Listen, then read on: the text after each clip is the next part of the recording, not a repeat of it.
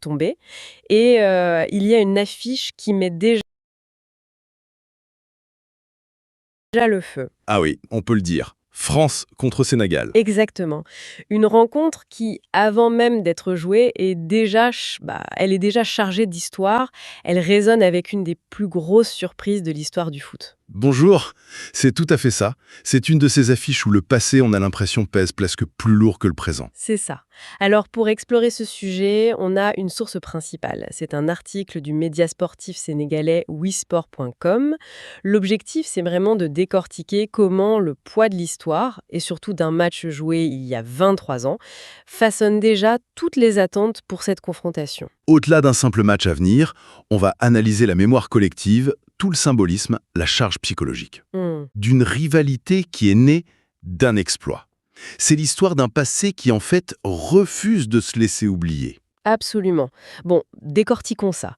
Il faut faire un saut en arrière. En 2002, que s'est-il passé? Alors 2002, c'est le match d'ouverture de la Coupe du Monde à Séoul. Oui, La France est sur le toit du monde, championne du monde 98, championne d'Europe 2000, une équipe de stars, enfin, la meilleure équipe du monde, tout simplement. et en face, le Sénégal. C'est leur toute première participation à une Coupe du Monde.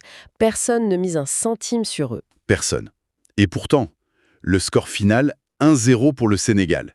Un but de Papa Bouba Diop. Et là, c'est un tremblement de terre. L'article de Wisport qu'on a sous les yeux le dit bien. Ils écrivent que le groupe sénégalais a ébahi le monde entier. C'était pas juste une victoire, c'était un séisme sur la planète football, quoi. Oui, un séisme, c'est le mot. Il faut vraiment comprendre pourquoi cet exploit était si retentissant. Mhm. C'était le symbole parfait de David contre Goliath, mais sur la plus grande scène qui existe.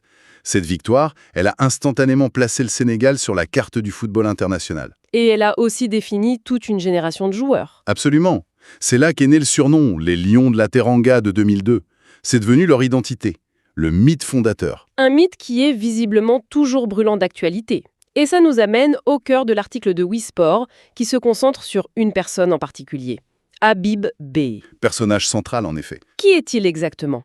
L'article le présente comme un ancien international sénégalais, membre de cette fameuse équipe de 2002, bon, même s'il n'a pas joué le match contre la France. C'est ça. Mais le plus important, c'est sa position aujourd'hui. Il est l'entraîneur du Stade Rennais, un club de Ligue 1. Donc un acteur respecté du championnat français. Il n'est pas un observateur lointain. Pas du tout. Il est au cœur du football français. Et ça donne un poids énorme à ce qu'il dit. Et c'est là que ça devient vraiment intéressant. L'article cite sa déclaration juste après le tirage. Et ce n'est pas de la langue de bois. Ah non.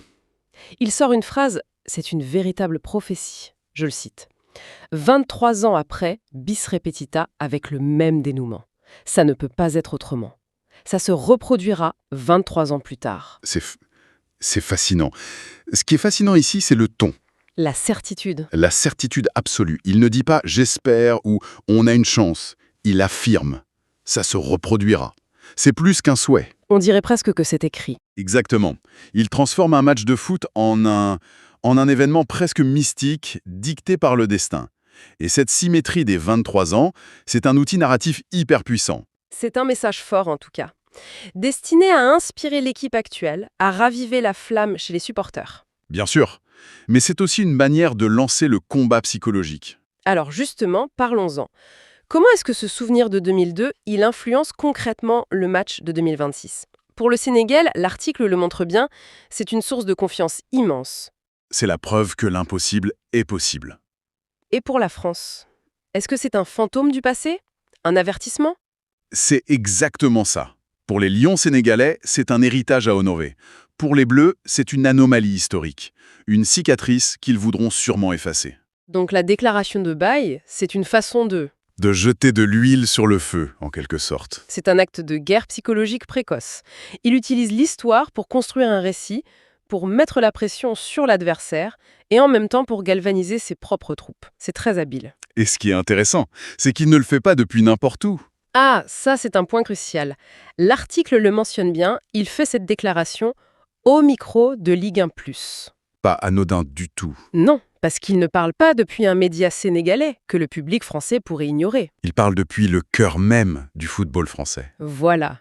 En tant qu'entraîneur respecté de Rennes, ça donne une résonance, une crédibilité énorme à ses propos.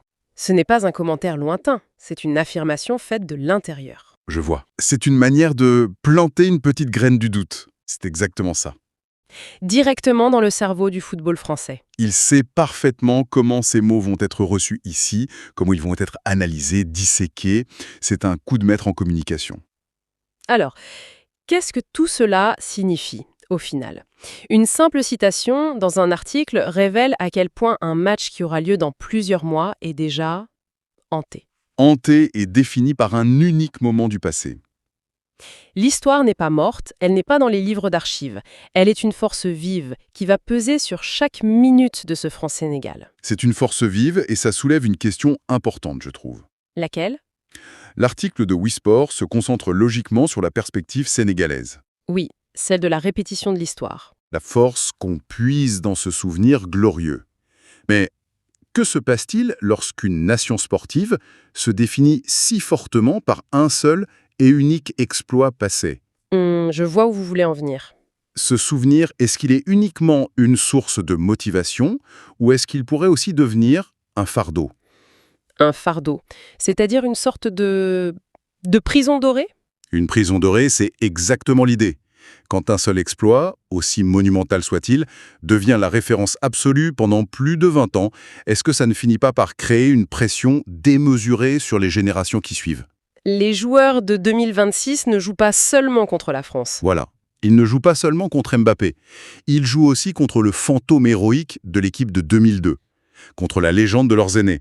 L'obligation de recréer l'exploit, de se montrer à la hauteur d'un mythe, ça peut être lourd à porter. Précisément. Et c'est tout le paradoxe d'un passé glorieux. On peut se demander si cet héritage est seulement un tremplin qui pousse à se surpasser, ou s'il peut aussi devenir une ombre immense. Un standard tellement élevé qu'il en devient paralysant. Et qu'il empêche une nouvelle génération d'écrire sa propre histoire? Exactement. Une histoire différente, mais peut-être tout aussi valable. La question reste ouverte.